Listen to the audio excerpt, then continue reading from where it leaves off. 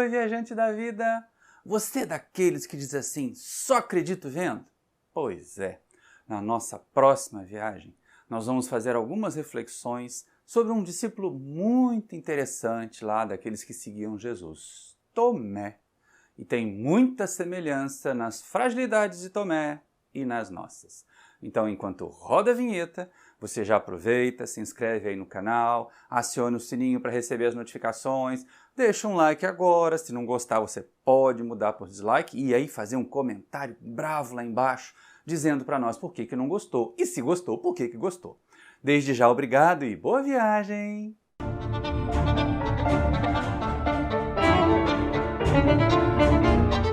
Queridos irmãos e irmãs do Centro Espírita Paulo de Tarso, que a felicidade de aprender com Jesus seja conosco nesse momento. Muitas vezes, no quesito fé, nós que somos espíritas gostamos muito de dizer assim, a minha fé é raciocinada, a minha fé é baseada em fatos, em observações, a gente só acredita vendo. E tem gente que leva isso a um extremo, de só acreditar em espírito se vir espíritos. De só acreditar numa comunicação se ela for com detalhes da vida dela que ninguém sabe. Ou seja, pessoas que exigem fenômenos para poder entender, para poder aceitar. Ou dizendo, ver para crer. E a gente muitas vezes assim, eu sou que nem São Tomé. Mas, gente, fazer referência ao discípulo Tomé, que depois virou apóstolo Tomé, nesse quesito, a gente corre o risco de cair do cavalo feio, porque ele foi usado num momento muito triste, num momento que estava todo mundo abatido, Jesus tinha sido preso, crucificado, tinha sido morto, e Tomé provavelmente devia estar com a consciência muito pesada, porque ele rachou fora, como a maioria dos discípulos, deixando só Maria de Magdala, Maria de Nazaré e João, acompanhando o mestre lá até a cruz.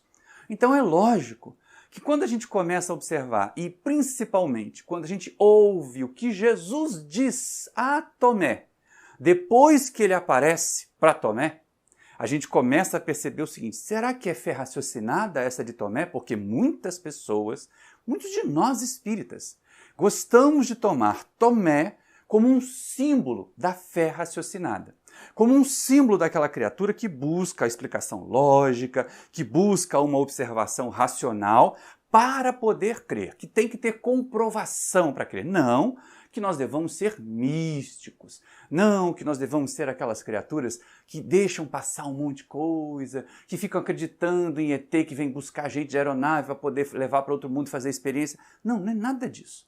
Não é desta forma que nós queremos considerar. Mas esse ceticismo extremo, esse ceticismo absoluto que é demonstrado algumas vezes, pode ser muito ruim.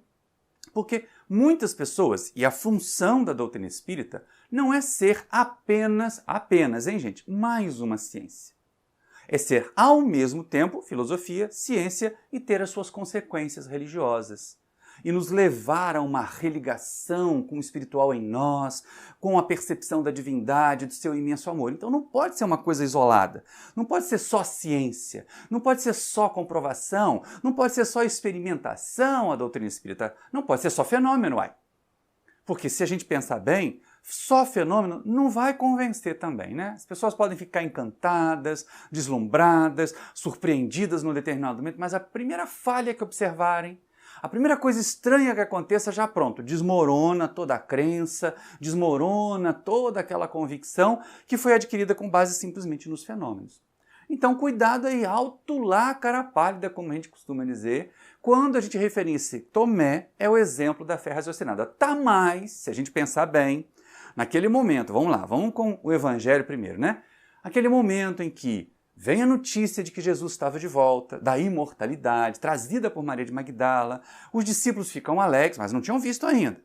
Quando Pedro e João vão ao sepulcro, eles só encontram o sepulcro vazio, não encontram Jesus. Mas num determinado momento eles estão reunidos no tabernáculo e Jesus aparece para eles.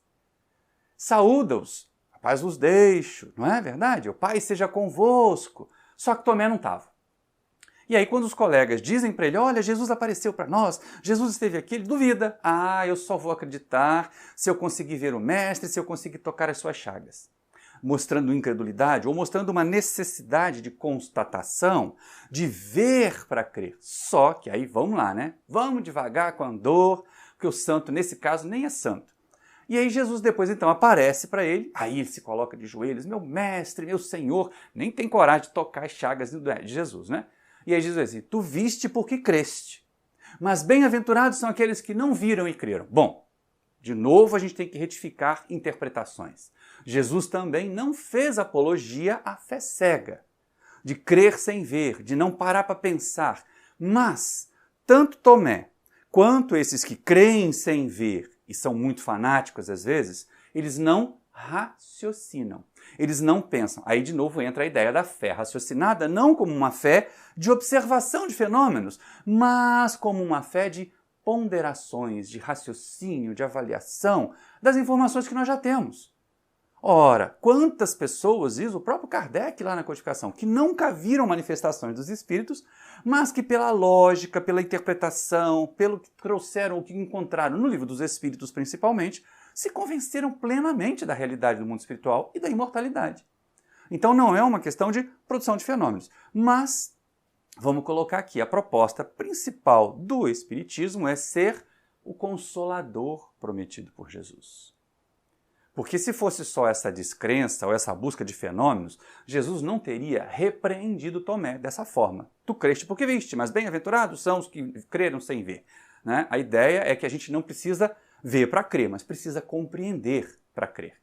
E isso é uma questão importante. E a consolação que nos chega, ela também tem a ver com essa compreensão. Quanto mais a gente compreende, mais o Consolador nos permeia, mais nós ficamos confortados.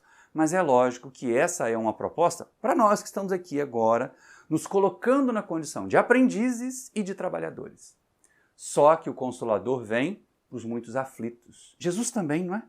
Veio para os enfermos, veio para os sofredores. Então a gente começa a perceber o seguinte, muitas pessoas procuram o Espiritismo, são os aflitos, os sofredores da alma, que eles querem frequentemente um milagre, uma cura imediata, a solução dos seus problemas, o afastamento do obsessor. Querem.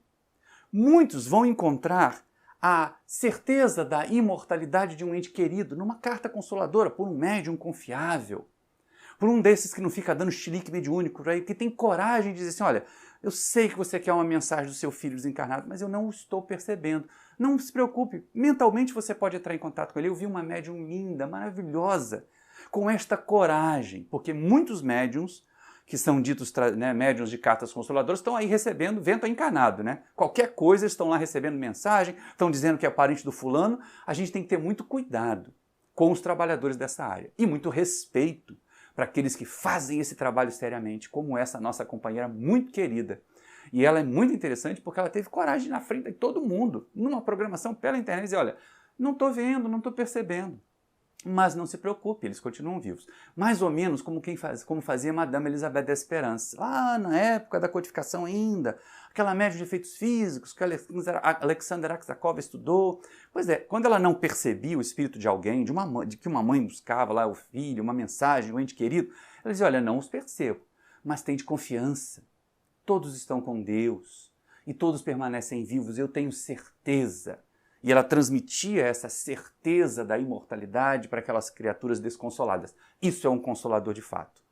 Porque o fenômeno muitas vezes pode trazer alguns detalhes, pode encantar, podem convencer, mas primeiro errinho já viu, né? Ah, não é mais o meu filho, o médium deu um bola fora, esse médium aí é um fajuto. Então a gente tem que tomar muito cuidado para que não se associem os erros de alguns médiums com a doutrina. Cuidado com isso. Então também cuidado para nós trabalhadores, nós estudantes, nós aprendizes, sabemos da imortalidade. Mas muitas pessoas só vão se aproximar do Espiritismo naquele momento agudo de dor para receber consolação. Mãe aflita, pai aflito, filhos que perderam mães, maridos que perderam esposas, para a morte, achando que perderam. E aí ao reencontrarem esses seres vivos, autênticos, eles se sentem consolados. Não quer dizer que eles vão se tornar espíritas.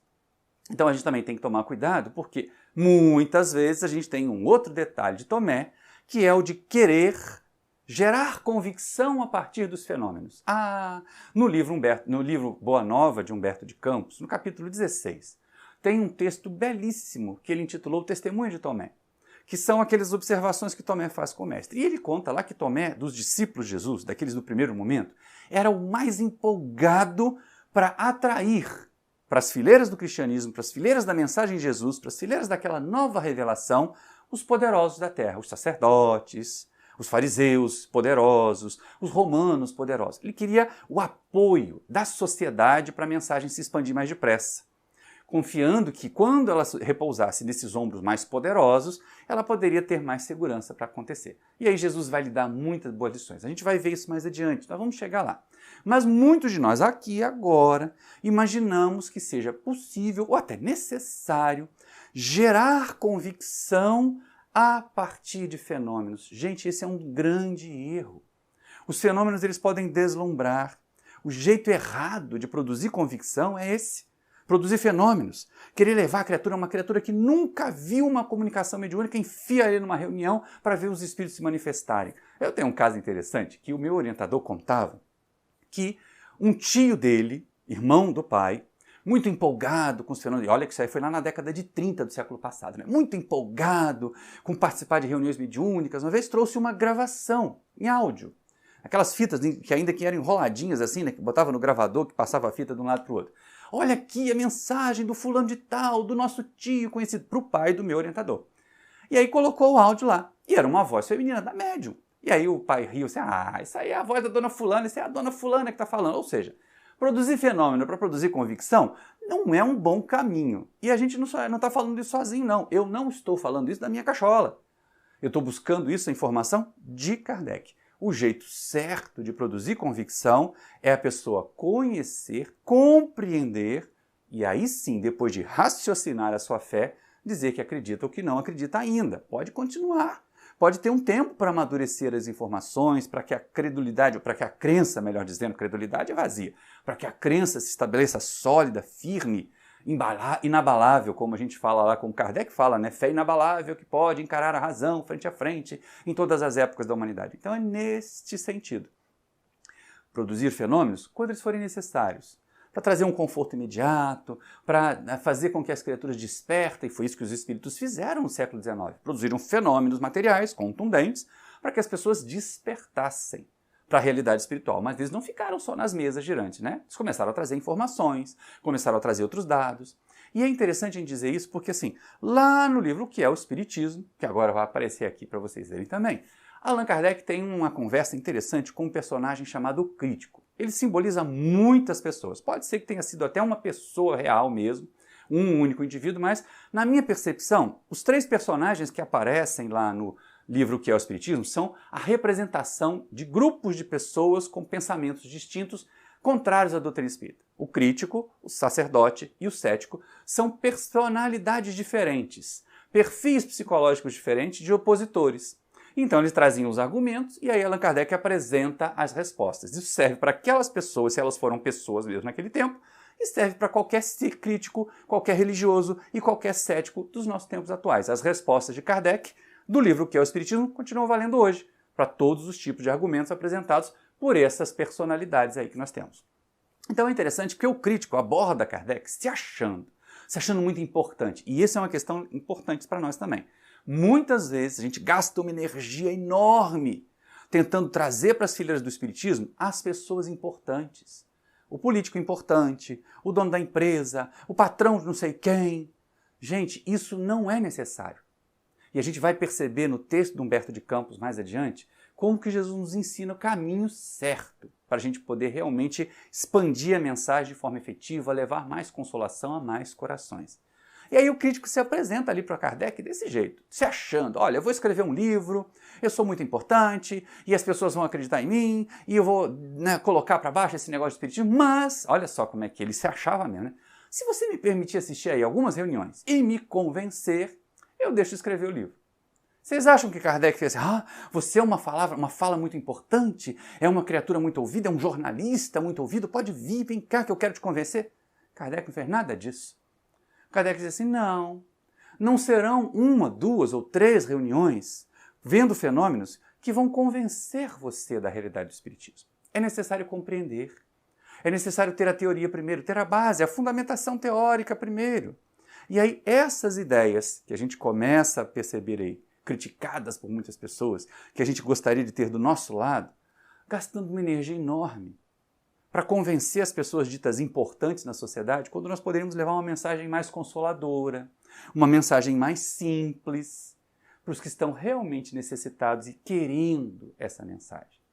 Essa é a grande chave que nos assemelha a Tomé. Deixa de lado essa ansiedade por fazer prosélitos, por trazer para as fileiras do Espiritismo, para convencer o seu chefe, para convencer... Porque de vez em quando, essa necessidade de fazer prosélitos, que Tomé tem e que nós tínhamos, e temos, né? Que Tomé tinha e que nós temos, né? Porque na verdade é o contrário. Nós é que ainda de vez em quando temos essa vontade de querer converter todo mundo, todos os membros da família têm que virar espíritas. Calma lá, cara pálida, vamos devagar. Muitas vezes essa ansiedade por fazer prosélitos, ela não demonstra a robustez da nossa fé. Ao contrário, ela demonstra a fragilidade dela. Porque se eu não me sentir cercado por pessoas que compensam do mesmo jeito que eu, que acreditam do mesmo jeito que eu me sinto frágil.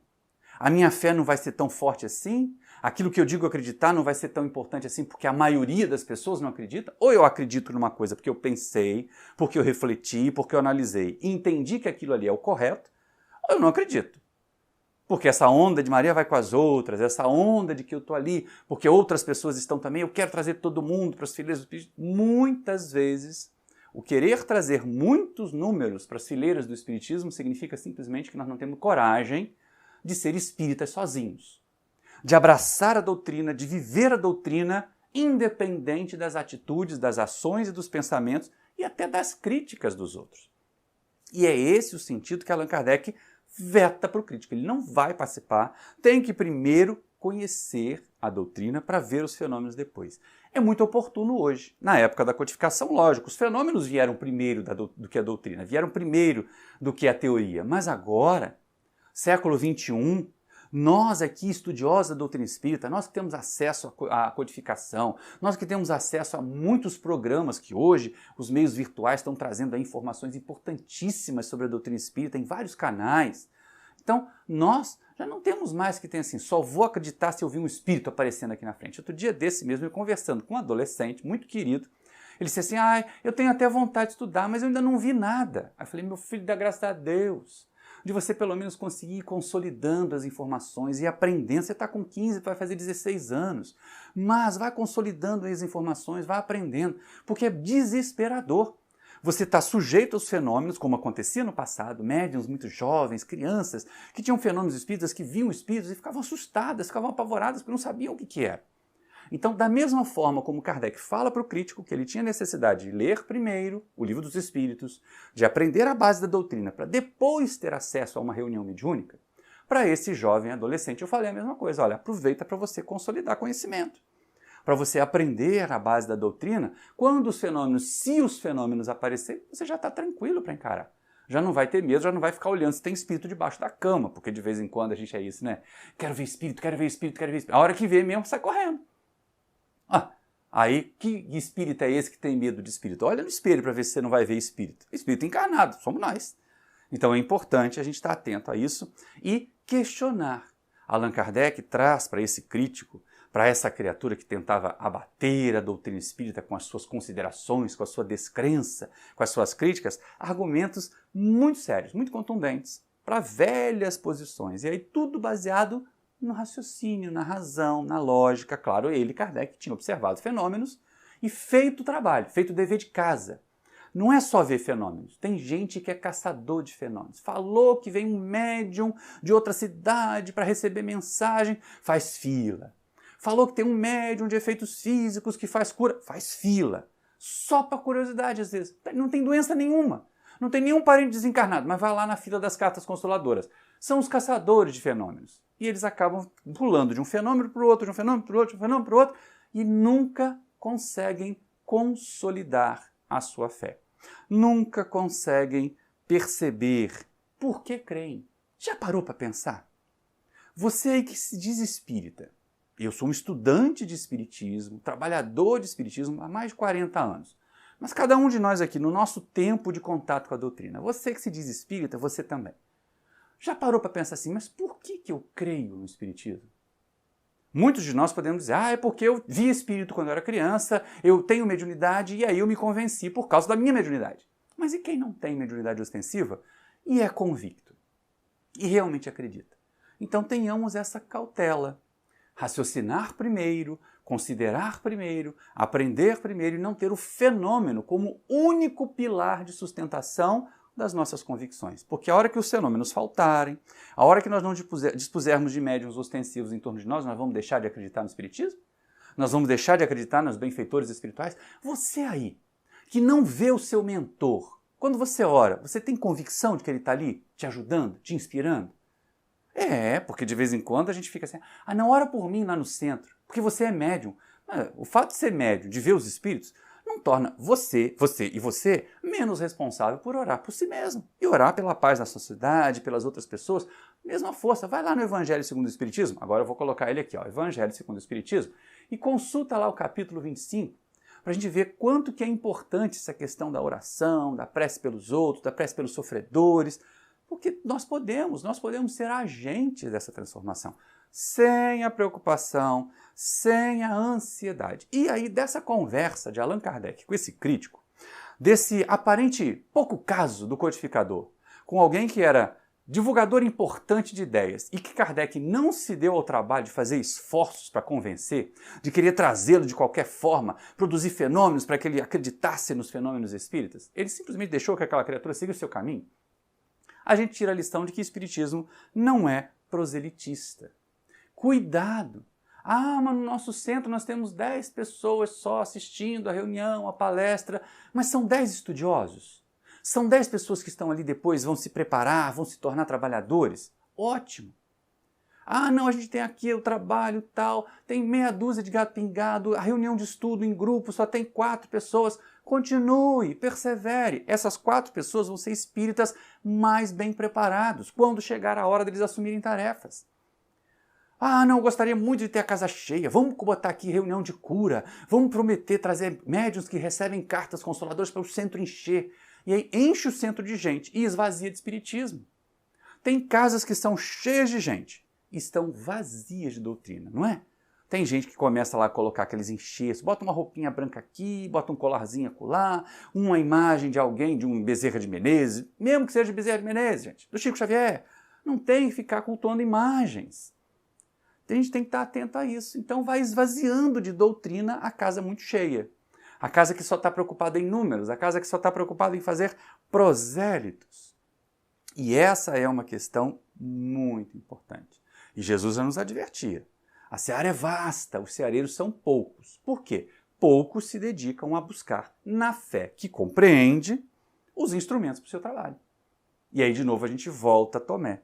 Tomé tinha essa necessidade de estar cercado dos poderosos, porque ele imaginava que o trabalho de divulgação do Evangelho seria mais fácil, seria mais simples, seria mais tranquilo. Mas precisa. É o que Kardec demonstrou para o crítico. Não preciso de você nas nossas fileiras. Nós não estamos desdenhando não, hein, gente? Por favor, se alguém importante se aproximar das nossas instituições e quiser se colocar na condição de aprendiz, percorrer todos os caminhos que levam a um bom conhecimento da doutrina e se tornar um trabalhador, muito bem-vindo. Mas muito bem-vindo do mesmo jeito que a dona de casa, do mesmo jeito que um estudante secundarista ou um universitário, do mesmo jeito que a criatura que é um trabalhador braçal, simples, todos são muito bem-vindos quando eles quiserem se preparar para se tornar trabalhadores. E quando buscarem para consolação, Maurício, é a primeira tarefa do Espiritismo é ser consolador. Console, conforte, só não faça promessas vazias. De vez em quando a gente tem aquela história, não, mas se eu não disser que a gente vai resolver o problema dessa pessoa aqui no atendimento fraterno, ela vai embora procurar outro centro. Se ela ainda está imaginando que a solução dos problemas dela está no centro, está nos espíritos, está fora dela, é bom que ela não fique mesmo com a gente, porque ela vai dar trabalho. Qualquer um de nós que tem aí pelo menos uns 2, 3 anos de trabalho e estudo na doutrina espírita, sabe, os problemas não desaparecem. A gente continua tendo problema, a gente continua tendo dificuldade. E aí, não é? É importante a gente estar atento, estar preparado para suportar os embates, para vivenciar os desafios. E essa pessoa que chega no atendimento fraterno esperando que a casa resolva o problema difícil que ela criou, aí não tem, né? Centro Espírita não está aí para oferecer solução fácil para problema difícil que nós mesmos criamos para nós. Mas ele nos dá a caixa de ferramentas. Quando a gente apresenta a codificação, a gente está com uma baita caixa de ferramentas para as pessoas construírem a solução de todos os problemas. Sem aquela preocupação assim, mas a nossa casa tem um trabalho assistencial, seria tão bom se aquela criatura abastada, se o dono da rede de supermercados, se o dono da loja de produtos fosse um nosso participante, contribuísse para o trabalho. Todo mundo sonha em ter um trabalho de assistência farto, amplo. Mas, gente, posição social, status, dinheiro, poder não fazem bons trabalhadores. Não garantem, não quer dizer que não possa ter, que não seja possível ter uma pessoa de destaque na sociedade que seja um bom trabalhador espírita. Uma pessoa que tenha poder que seja um bom trabalhador espírita. Uma pessoa rica que seja um bom trabalhador espírita. Podem, eles existem, são muitos. Mas não é uma condição. Não é assim, se for desse jeito vai ser mais fácil. Olha o Tomé aí de novo, conversando com Jesus. Jesus, vamos lá, eles querem só conhecer você, são os poderosos que vieram visitar aqui da Umanuta. Vamos chegar nessa história lá do Humberto de Campos já, para a gente perceber quanto que nós somos parecidos ainda com Tomé, para a gente buscar ser um pouco diferente. Diferente no bom sentido, diferente no melhor sentido. Então é nessa ideia que a gente começa a perceber assim, olha, não conta, os títulos acadêmicos, fulano, tem gente, eu fico com arrepio no perispírito toda vez que eu vejo um cartaz de palestra, em que o pessoal coloca assim, palestra da doutora fulano de tal, do doutor fulano de tal, e só que falta colocar o currículo Lattes, aquele que tem lá no Centro de Pesquisa, no CNPq, mostrando qual a nossa carreira acadêmica. Ora, mas carreira acadêmica, conhecimento acadêmico, nunca foi garantia de bom senso. Vai lá na introdução do Livro dos Espíritos. Vocês viram isso algumas palestras atrás, quando nós falamos das bases do Espiritismo. Vai aparecer o card aqui agora, né, para vocês poderem buscar e assistir essa palestra também. Mas quando nós falamos, e Kardec fala das bases do Espiritismo, ele fala que às vezes os sábios da sociedade terrena, os cientistas, eles podem estar muito mais eivados de preconceitos, né, cercado de preconceitos que não os permitem enxergar em volta só sua ciência e cometer mais erros. Então, nem títulos acadêmicos. E tem gente que é tobo. Fulano é professor universitário, bota ele na tribuna para fazer palestra. E a pessoa sobe na tribuna e fala um monte de abobrinha. Porque fala espiritismo, fala achismo. Não estudou antes, não se preparou antes. Pode até ter muita presença de palco para falar com os alunos, para falar com as pessoas na sua área acadêmica. Mas em termos de conhecimento da doutrina espírita pode ser uma pessoa com muitas dificuldades de compreensão, porque é uma área totalmente nova e pode ser uma área muito distante até daquela área que ele está acostumado a lidar, que ele está acostumado a trabalhar. Então nós não somos distinguidos e importantes porque temos título acadêmico, porque temos dinheiro, porque temos posição social, mas pelo trabalho que realizamos. Ora, gente, Chico Xavier tinha a 4ª série primária. Divaldo Franco insiste em dizer que o único diploma que ele tem era de datilógrafo. E olha que trabalhadores fantásticos eles são. Tivone Pereira era uma dona de casa, dedicada.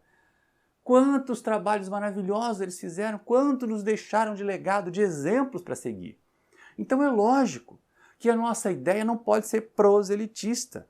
Todos podemos trabalhar juntos. E aí vem de novo aquela orientação. Pode ser que em vez de a gente gastar tanta energia para convencer um figurão, para convencer uma madame importante, se nós fizermos um trabalho bem feito, nós vamos convencer e consolar um grupo muito maior.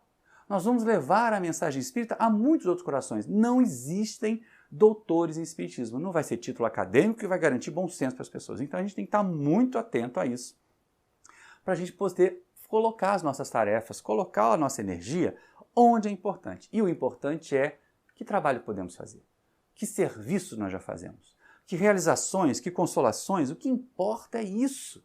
E há uma obra muito interessante, que vocês agora vão ver a capa dela aqui, que é o livro Fora da Caridade Não Há Salvação, do Arílio de Cerqueira Filho, em que ele fala conosco, trabalhadores do serviço assistencial espírita, para que a gente não fique fazendo a caridade como forma de fugir do umbral, mas para o bem, pelo bem que de fazer o bem nos faz. Fazer a caridade porque a gente se sente feliz por fazer. Não porque eu vou lá salvar os outros e salvando os outros eu vou me achar uma pessoa melhor. Eu vou me achar superior. Tem gente que quer fazer a caridade para se achar superior. para se sentir superior às outras pessoas. Isso não é bom, isso não ajuda. Isso não faz com que a gente progrida. E aí a gente volta a refletir, então, por que nós fazemos o bem? Por que nós divulgamos a doutrina? Para ficarmos famosos? Para ter tantos seguidores nas redes sociais? Para termos aquela plateia cheia de pessoas? Eu já ouvi muita gente dizer, fulano é uma palestrante maravilhosa, 500 pessoas, quando ela abria a boca todo mundo chorava. Aí eu fico pensando, mas o Espiritismo não é o Consolador? Então se a gente vai fazer palestra para fazer os outros chorarem, principalmente chorar de tristeza, porque chorar por uma emoção boa, se deixar tomar por uma dessas histórias do Evangelho, eu me emociono também por muitas histórias do Evangelho, por muitas histórias que são comoventes. Mas essa é a questão. Ter o objetivo de emocionar as pessoas é muito teatro, né? Vamos ter o objetivo de passar uma mensagem boa? Vamos ter o objetivo de levar uma mensagem consoladora? Para que serve o Espiritismo? Essa é a questão. Qual é a finalidade da doutrina, qual é o objetivo da doutrina e qual é o nosso objetivo na doutrina? O que nós buscamos? O que nós queremos? Em primeiro lugar, gente, vamos perceber o seguinte, ninguém consegue evoluir pelos outros. E se a gente não consegue evoluir pelos outros, não adianta ficar tentando trazer os outros aqui porque eu quero salvá-los. A gente volta lá no livro do Alírio, que a gente acabou de mostrar a capa, eu volto com ela aqui até para vocês poderem ver, né? E aí a gente começa a entender que era exatamente nesse erro de querer trazer muita gente importante que Tomé caiu do cavalo. E aí depois, na sua fé insegura, na sua fé vacilante, ele não acredita que Jesus tinha realmente mostrado, atestado a imortalidade, voltado da morte do corpo físico para se mostrar vivo. Então, vamos pensar com Jesus. Ser o Consolador prometido por Jesus. O que eu preciso fazer para isso? O que a doutrina espírita precisa oferecer para ser o Consolador prometido por Jesus? Pense, vamos nos perguntar, será que nós estamos usando energia no sentido certo? Os objetivos do Espiritismo são claros. Os nossos é que às vezes são confusos. Os nossos objetivos é que às vezes ficam nebulosos. O primeiro objetivo do Espiritismo é levar consolo, conforto. Então não imagine que quando nós fazemos um trabalho bom, nós estamos transformando pessoas em trabalhadores. Não. Naquele momento, é o que a gente faz num pronto-socorro. O que serve um pronto-socorro?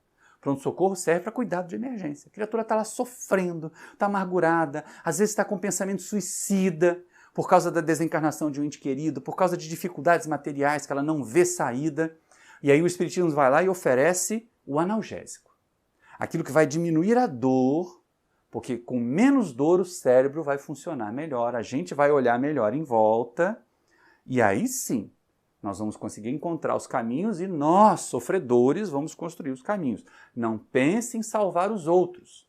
A gente mal consegue fazer esforços para cuidar da nossa própria evolução. Agora, sempre podemos, no nosso trabalho, no nosso esforço de progredir, servir de exemplos, de bons exemplos. Tá certo que Jesus é o modelo e é o guia máximo que nós temos. Mas olha quantos bons exemplos de trabalhadores em todas as áreas, né? Na educação nós temos bons exemplos de trabalhadores, na mediunidade nós temos bons exemplos de trabalhadores, no serviço assistencial nós temos bons exemplos de trabalhadores, no cuidado das crianças, na evangelização nós temos exemplos magníficos de trabalhadores. Então são esses exemplos aí que a gente pode apresentar, oferecer, não com a pretensão de ser salvador dos outros, nem de aumentar o número de seguidores do Espiritismo, mas como aquilo nos conforta, como aquilo nos consola, como este trabalho nos faz bem, sejamos então os que compartilham o bem que nós já recebemos. E aí nós vamos impulsionar o crescimento dos outros. Nós vamos impulsionar a evolução dos outros a partir da nossa própria evolução espiritual. Esse é um dos aspectos mais significativos de ser consolador. Depois do aspecto pronto-socorro, aí a doutrina vai se apresentar como escola, como diz Emmanuel, né? Aí a gente pode dizer assim, olha, agora que você está mais tranquilo, agora que aquela dor aguda já diminuiu, que tal você estudar uma obra básica, um grupo de estudo aqui da nossa casa, para levar um pouco mais de conhecimento? Porque uma coisa é nós entrarmos para o Espiritismo. O primeiro passo é a coisa mais fácil do mundo, é você procurar um centro, frequentar um centro, entrar lá, tomar passe, beber água frutificada, assistir palestra, até participar de grupo de estudo, rapidinho. Outra é o Espiritismo entrar em nós. Aí vai exigir o quê? Mais estudo, mais reflexões, mais e mais e mais e mais e mais e mais conversas com outras pessoas mais experientes para a gente poder entender. Olha a fé raciocinada aí nos levando a construir o Consolador dentro de nós. Fé raciocinada com uma esperança ativa, e não a esperança do verbo esperar, mas a esperança do verbo esperançar. Daquela criatura que percebe que as dificuldades estão ali, que as dificuldades existem, mas ela continua trabalhando, ela continua agindo, ela continua fazendo para poder resolver o seu problema. Se não encontrar a solução, ela vai fazer que nem aquela oração que é atribuída a Francisco de Assis, né? Senhor, me dê forças para mudar o que pode ser mudado. Resignação para suportar o que não pode ser mudado. E sabedoria para discernir uma coisa da outra. Porque tem gente que diz assim, isso é impossível de mudar, sempre foi assim. E estava ali muito fácil de ser mudado se a gente empenhasse um pouquinho de energia, empenhasse um pouquinho de conhecimento. Então, o aspecto consolador é o primeiro. Depois aparece a escola. E aí, depois que a pessoa já tiver um pouco mais de conhecimento, principalmente a respeito da imortalidade, da lei do progresso, da continuidade do progresso, que é lenta, que é paulatina, mas que jamais para, jamais estaciona. Então, é nesse sentido, a gente convida então para o trabalho. O Consolador, então, vai apresentar os 3 aspectos. Pronto socorro, que atenderá a muitos. É aquele momento em que Jesus abre os braços, a multidão inteira. Vinde a mim, todos vós que estáis aflitos e sobrecarregados, e eu vos aliviarei. E aí nos dá uma condição, não é incondicional. Tomai sobre vós o meu jugo, aprendei comigo, que sou manso e humilde de coração. Então, aí 2 condições. Porque o meu fardo é leve e o meu jugo é suave. Então, a gente começa a perceber que para garantir o Consolador entre nós de forma mais permanente, a gente tem que atender algumas condições que Jesus coloca para nós. Mas nada contra o passe que alivia, a água fluidificada que acalma, a terapêutica da desobsessão que mantém uma trégua, faz um armistício. Agora que a gente está em tempos de guerra aí na Europa, né? É tão comum falar de cessar-fogo, de armistício. Faz um armistício.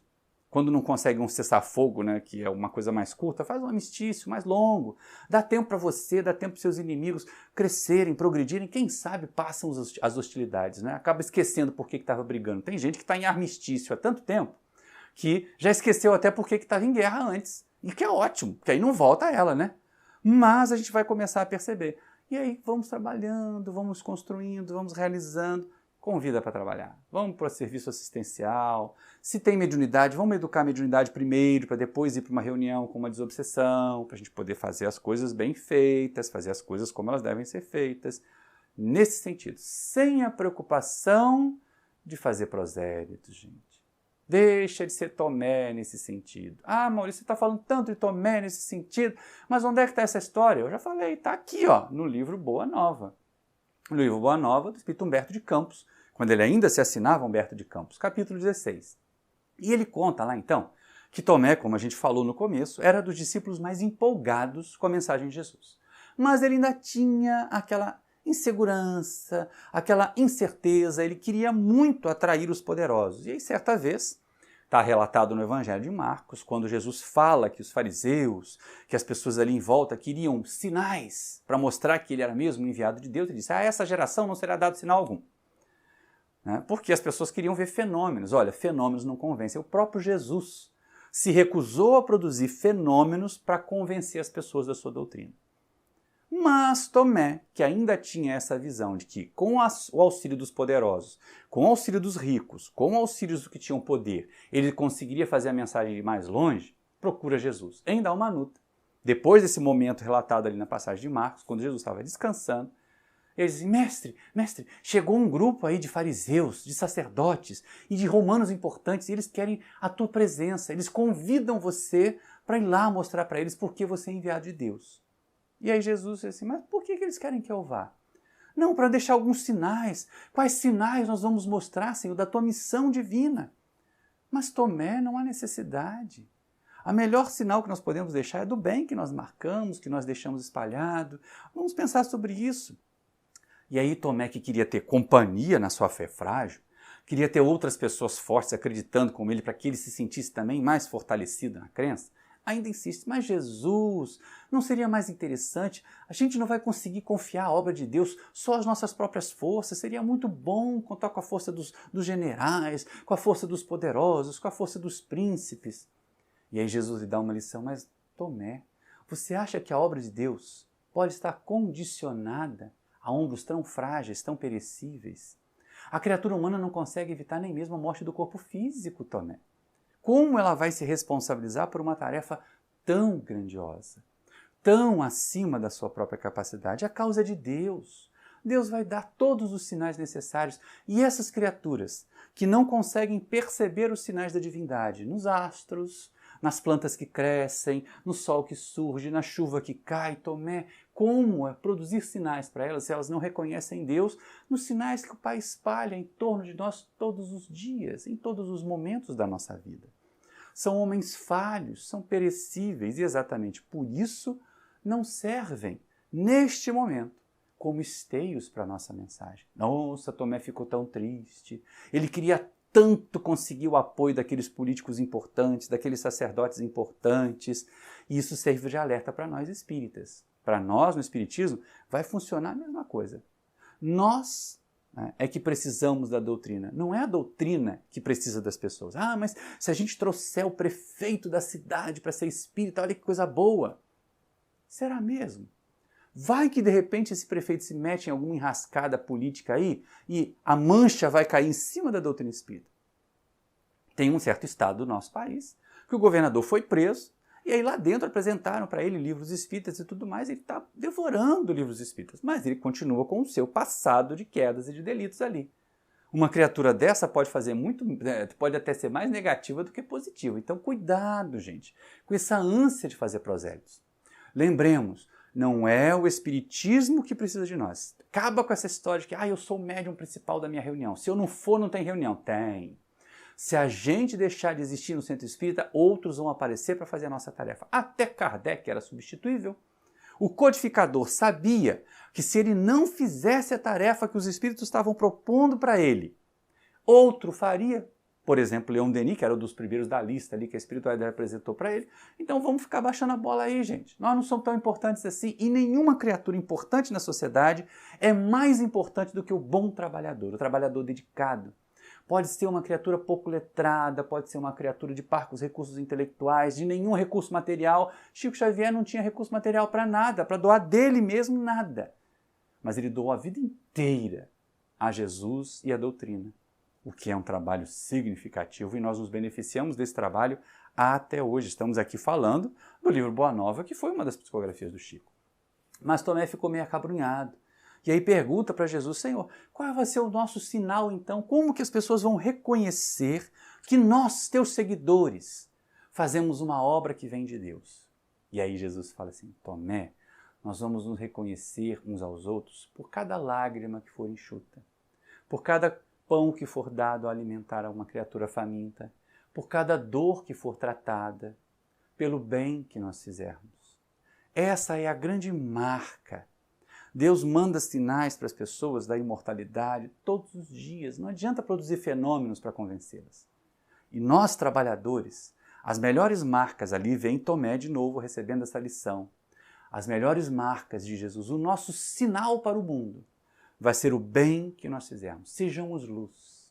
Sejamos instrumentos do Consolador. Olha como isso é bonito. E aí Tomé se aquietou naquele primeiro momento ali conversando com Jesus, mas não se convenceu muito não. De vez em quando ele ainda tinha os baixos na fé, ainda começava a achar que precisava de mais recursos, que precisava de mais apoio, mas foi seguindo. Só que, como Jesus havia advertido, e essa é uma questão importante, e certa vez assistindo a uma palestra na internet, um dos palestrantes, um dos tarefeiros, falou assim: olha, quando Allan Kardec colocou fora da caridade não há salvação, ele não estava falando apenas da salvação para um mundo espiritual, mas a salvação da própria doutrina, a salvação do nosso próprio trabalho, porque as pessoas podem questionar as manifestações dos espíritos, mas elas jamais vão poder questionar o bem que os espíritas fazem, que nós espíritas fazemos. A caridade que nós disseminamos, que tem proposta para nós. Então, cuidado, não vamos transformar os nossos centros espíritas em universidades de espiritismo que nada fazem de bem para a comunidade em volta. Olha para a comunidade em volta aí e vamos ver se está precisando de alguma coisa, material, moral, e vamos nos colocar como servidores, como instituição disseminadora do bem e da paz, da caridade. Caridade material, se for necessária, caridade moral sempre para a comunidade ali em torno de nós. Em torno da sede do nosso centro, em torno do nosso trabalho, no nosso condomínio, no nosso local de trabalho. Vamos ser caridosos, porque as pessoas podem até não acreditar na sua mediunidade, mas elas vão ter que se calar diante do bem que você fizer. do bem que nós fizermos. Então a gente começa a entender que o fora da caridade não há salvação, do qual Kardec fala, não é só para levar para o mundo espiritual superior, mas é para garantir a doutrina. E Jesus fala a mesma coisa para Tomé, que os sinais dos seguidores do Mestre seriam aqueles que fizessem o bem, que espalhassem amor, porque os ventos viraram, né? Jesus, que tinha entrado ovacionado em Jerusalém, foi preso, foi condenado, foi machucado, estava lá todo machucado, as mãos, os pés sangrando, e aí os discípulos, racharam fora, com medo de ser preso também, com medo de passar pelas mesmas torturas. Tomé foi um deles. Só que Tomé começou a ser ruído pela culpa, né? Ele que queria tanto formar um exército de trabalhadores para Jesus, rachou fora no primeiro perigo que aconteceu. Na primeira virada do vento. Era ótimo quando Jesus estava no topo. Quando ele estava lá sossegando a tempestade, quando ele estava lá curando os leprosos, quando ele estava lá falando para as multidões, calando os fariseus. Mas quando o mestre tem que dar o testemunho da dor em prol da causa, que é essa mensagem que vai ficar no final desse capítulo do Boa Nova, Jesus fala, né, naquele momento da crucificação, no momento que ele está caminhando para a cruz. Tomé, que estava acovardado, se disfarçou e foi ver, foi para longe ali observar, né? Deve ter tirado até a barba para ficar parecendo mais jovem. E foi observar o que estava acontecendo, as pessoas chorando, algumas outras pessoas lançando críticas, né, debochando de Jesus. Em determinado momento ele se sentiu atraído pelo olhar do Mestre. E aí a culpa pesou mais ainda, o arrependimento de ter abandonado Jesus pesou mais ainda, mas ele ouve então, no recôndito da alma, Jesus diz: Tomé, os nossos sinais são esses, de irmos inclusive ao sacrifício para que a mensagem do bem seja vivenciada pelas criaturas. Coisa mais linda! Vale a pena ler o livro, gente. Vale a pena buscar essa informação e mergulhar o nosso pensamento o quanto nós ainda somos Tomés, o quanto nós ainda queremos que os outros se juntem a nós, para a gente não ficar tão desguarnecido assim no nosso trabalho. E às vezes o trabalho é íntimo e é sozinho e é solitário. Muitas vezes o trabalhador espírita vai se sentir solitário, mas, como diz Joana de Ângeles, aquele que é solidário nunca se sentirá solitário de verdade. Mão na massa, gente. Mãos à obra.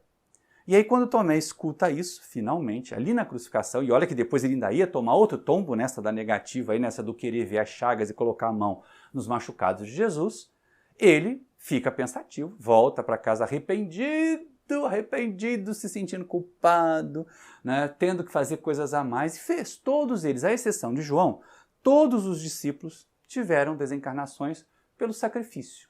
Dedicaram a vida, inclusive a vida do corpo físico, à causa do Mestre. A exceção também foi Judas, que, né, fugiu da vida pelo suicídio, pelo arrependimento, pela imensa culpa que sentiu. Mas aí Jesus já tratou de socorrê-lo logo depois de ter partido junto de nós, como dizem, como informam os benfeitores espirituais.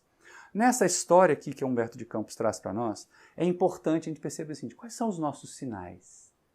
Não são produção de fenômenos espíritas. Não é incorporar aqui a mãe do nosso opositor. Não é fazer materializar o espírito amado daquela criatura que critica o espiritismo. Nem fazer com que desencadeie enfermidades, as muitas chagas, as pragas do Egito sobre aquelas criaturas que nos atacam. Não, nada disso. Não é a produção de fenômenos, os sinais externos, que vão realmente ser marcas de seguidores de Jesus. São os sinais internos. São as nossas tarefas, a fé que vai sendo transformada e que é transformadora pelo exemplo. A fé raciocinada não é a fé vacilante de Tomé, que precisava de público, que precisava de povo em volta, mas é a fé daquela que mesmo sozinho a gente sabe que não está só, porque tem Deus conosco, porque tem Jesus conosco, e quem tem com Deus e tem Jesus, né, pode ficar tranquilo que não tem necessidade de mais companhia, não. Mas com certeza quem tem Deus, quem tem Jesus, vai estar sempre cercado de pessoas queridas, deste e do outro plano da vida. Pense nisso.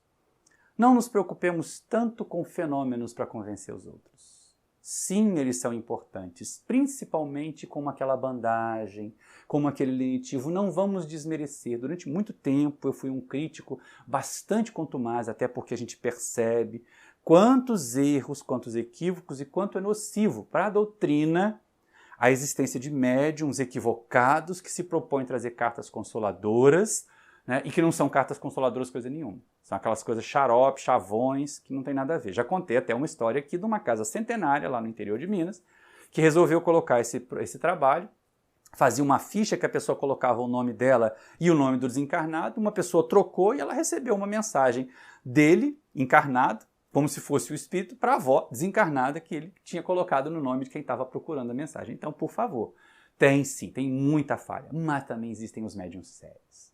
Existem os médiuns dedicados a essa tarefa. Observemos e vamos perceber e reconhecer a árvore pelos frutos, não é verdade? Aqueles que forem mais consoladores, aqueles que não se prestarem a chiliques mediúnicos públicos, esses são os médiuns mais confiáveis. Talvez deles nós consigamos fenômenos que nos satisfaçam, que nos consolem. Mas será que nós precisamos, depois de conhecer tão profundamente assim a imortalidade pelo Espiritismo, pela doutrina que nós abraçamos? Então, esse primeiro momento de conforto, de consolação, para aqueles que desconhecem. Para nós, conhecer. Para nós, estudar. Para nós, trabalhar as marcas, os sinais que Jesus propôs a Tomé. Tomé, os sinais que nós deixarmos serão aqueles do bem praticado, do pão oferecido, da doença tratada, da água ofertada ao sedento, Tomé, da caridade praticada com amor. Esses são os verdadeiros sinais dos verdadeiros cristãos. E aí, também nós vamos observar que esse paralelo que é feito, o verdadeiro cristão e o verdadeiro espírita são a mesma pessoa. Porque a moral do Cristo, a proposta de Jesus é central no Espiritismo. Amar ao próximo como a si mesmo, fazer o bem a todos, trabalhar na seara do Pai. Como Jesus dizia, a seara é vasta, os ceareiros são poucos. E se nós já podemos levantar o dedinho aqui, ó, me usa, me aproveita, deixa eu me qualificar, o que eu posso fazer já? Tem curso de palestrante aí se eu quiser ir para a tribuna? Tem curso de passista aí se eu quiser dar passe? Me ajuda a ser um bom evangelizador? Tem treinamento para evangelizador aí nesse centro? Deixa eu ser um evangelizador, porque tem gente que foge dessa tarefa, não é? E é importante que a gente tenha convicção, tenha a certeza de que nós não caminhamos sós. Mesmo que seres encarnados não estejam ao nosso lado, nós não caminhamos sós. Quem aprende a doutrina, quem consolida a doutrina em si, quem vivencia a doutrina, conversava ainda há pouco tempo, recentemente, com uma aluna, que nós temos 3 etapas, 3 estágios. Entrar para a doutrina, que é muito fácil, basta frequentar um centro. A doutrina entrar em nós, que é também alguma coisa que requer tempo, reflexões, mas é possível de fazer com certa tranquilidade. E a terceira etapa é quando a doutrina já sai de nós, pelas nossas exemplificações. Cheguemos rápido a esse terceiro nível. Vamos fazer esforços rápidos para alcançar esse terceiro nível de cooperação com Deus. E aí nós vamos nos sentir em paz. Nós vamos vivenciar a doutrina divulgando. Nós vamos ser livros vivos, onde as pessoas vão poder ler a mensagem de Jesus. Nós vamos ser instrumentos do Consolador. E, acima de tudo, nós vamos consolar a nós mesmos. Nós vamos garantir a nós mesmos que nós podemos encontrar a paz. Muita paz a todos vocês, meus irmãos. Muito obrigado pela sua atenção. Que Jesus nos abençoe.